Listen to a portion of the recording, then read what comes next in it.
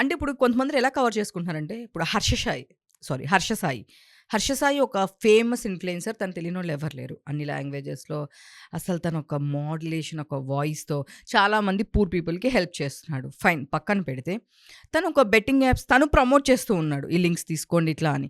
తను ఇదే question as ఒక పర్సన్‌గా మనం అడిగినప్పుడు, "ఎందుకు నువ్వు ఇలా చేస్తున్నావంటే" తను, "నేను కాపోతే ఇంకొకళ్ళు బెట్టింగ్ యాప్ ప్రమోట్ చేస్తారు. నేను ఆ డబ్బులతో 10 మందికి హెల్ప్ చేస్తాను" అని ఒక చిన్న రీజన్ చెప్తున్నాడు. అంటే బెట్టింగ్ యాప్‌లు ఈయన కండక్ట్ చేయట్ల. హ్మ్. హర్ష సాయి గాని, లేకపోతే భయ్యా సన్నీ యాదవ్ గాని వీళ్ళు చేయట్ల. హ్మ్. వీళ్ళు వీళ్ళేంటి మధ్యలో ఒక 'సచిన్ టెండూల్కర్', ఒక 'అమితాబ్ బచ్చన్', ఒక 'సోనూ సూద్' లాగా వీళ్ళు జస్ట్ బ్రాండ్ అంబాసిడర్ వీళ్ళు. మీరొక ఆవకాయ పచ్చడి ఏదో లాంచ్ చేశారండి. హ్మ్. హ్మ్. ఉమ గారు. హ్మ్. ఉమా ఆవకాయ పచ్చళ్ళు హ్మ్. పెట్టారు. శేఖర్ భాషని హైర్ చేసుకున్నారు. శేఖర్ భాష నువ్వు నాకు కొంచెం బ్రాండ్ ప్రమోషన్ చెయ్యి అని చెప్పి ఈ ఆవకాయ పచ్చడి పెట్టుకొని వావ్! ఈ ఆవకాయ ఎంత అద్భుతంగా ఉంది. మీరు కూడా అది రోజు కలుపుకొని తినండి. మీకు బోలెడంత శక్తి వచ్చేస్తుంది. ఏదో చెప్తా నేను. హ్మ్. చెప్పిన తర్వాత ఎవడో తిన్నాడు. ఆవకాయ తినేసి ఉమ్మగారు నన్నాలా? నేనెవరిని? నువ్వేదో డబ్బులిస్తే నేను ఊరికే జస్ట్ పోస్టర్‌లో ఇట్లా పోజ్ ఇచ్చి ఇట్లా ఆవకాయ పెట్టుకోవడానికి.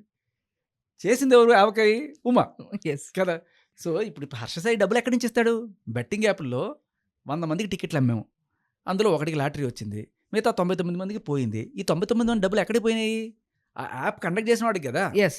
ఈ యాప్ బావుంటుంది. నాకొచ్చింది. మీరు కూడా ట్రై చేయండి అని చెప్పి ఈయన దగ్గరికి వచ్చినాయా డబ్బులు? లేదు గదా! లేదు. ఈయన అడ్వర్టైజ్‌మెంట్ చేసిన దానికి ఈయనకి ఎంతో కొంత ఇచ్చాడు. హ్మ్. బట్ ఈ అడ్వర్టైజ్‌మెంట్ చేయడం రైటా? రాంగా? లైసెన్స్‌డ్ యాపులకి చేయండి. నాన్ లైసెన్స్‌డ్ యాపులకి చేయకండి. లైసెన్స్‌డ్ యాప్‌లు కొనుక్కొని చచ్చిపోండి. అన్‌లైసెన్స్‌డ్ యాప్‌లు కొనుక్కొని చచ్చిపోతే మాకు సంబంధం లేదు. లైసెన్స్‌డ్ యాప్‌లు కొనుక్కొని చచ్చిపోతే మీరేమన్నా చేస్తారా మరి? లేదు. సో, బేసికల్లీ దొరికినోడు దొంగ, దొరకనోడు దొర అనే టైప్‌లోనే ఉన్నాయి ఇవన్నీ గూడా. ఓకే. వీళ్ళు అసలు ఈ సదరు టీచర్ ఎవరో హ్మ్. ఆయనకి డబ్బాస. ఏదో వెంట్రుకేసి కొండ లాగేయొచ్చు. ఒక రూ. 1,00,000 పెడితే నాకు 25,00,000 వచ్చేస్తది అని హ్మ్. అనుకోని ఆయన పెట్టాడనుకుందాం. మరి ఆయన ఆశపడ్డంలో తప్పు లేదు. మరి ఈ భయ్యా సన్నీ యాదవ్ ఆశపడ్డంలో తప్పే ఉందమ్మా?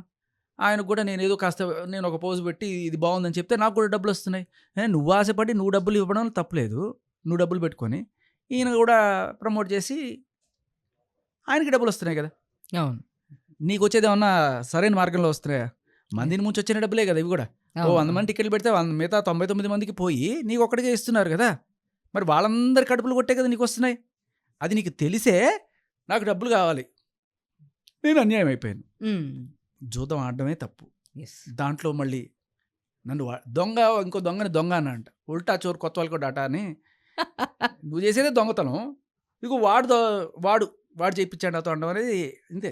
జూదం ఆడే ప్రతి ఒక్కళ్ళు కూడా తెలుసుకోవాల్సింది ఏంటంటే హ్మ్. ఇది రావాలి. లంచం ఇవ్వడం నేరం, లంచం తీసుకోవడం నేరం అన్నట్టుగా హ్మ్. జూదం ఆడడం నేరం, ఆడించేవాడు నేరం, మధ్యలో ఆడండి బాగుంటుందని చెప్పేవాళ్ళు కూడా నేరమే. ఇది యెస్. మొత్తం క్లియర్ కట్‌గా రావాలి.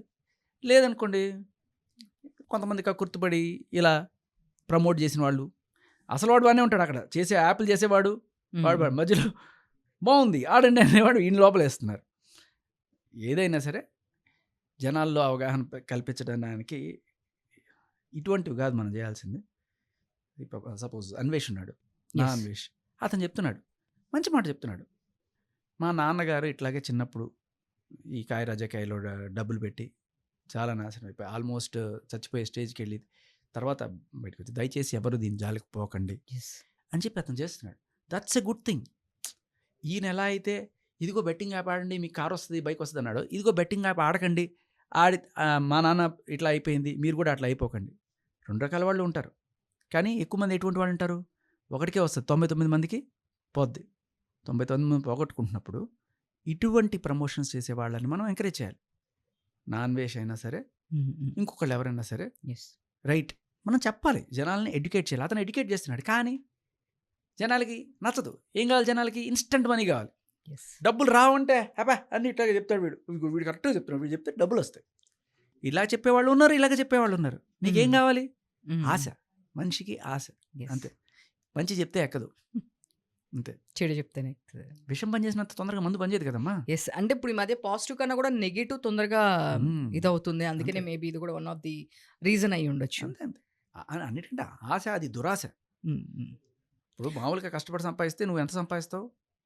నువ్వు డబల్, త్రిబుల్, 4 ఇంత సంపాదించేస్తామని చెప్తే దురాశ.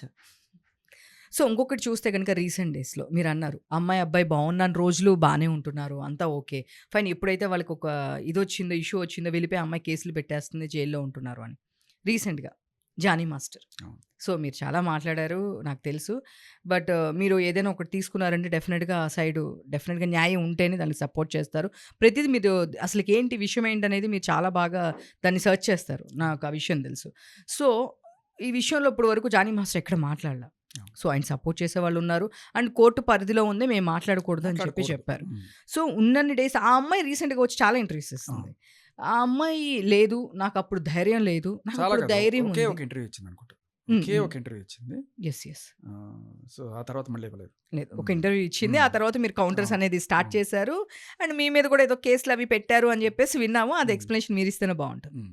సో, విషయం ఏంటంటే అమ్మా, మన పోలీస్ సిస్టమ్‌లో ఎలా ఉన్నాయంటే, ముందు హ్మ్. వెనక చూసుకోకుండా కేసులు పెట్టేసి, హ్మ్. హ్మ్.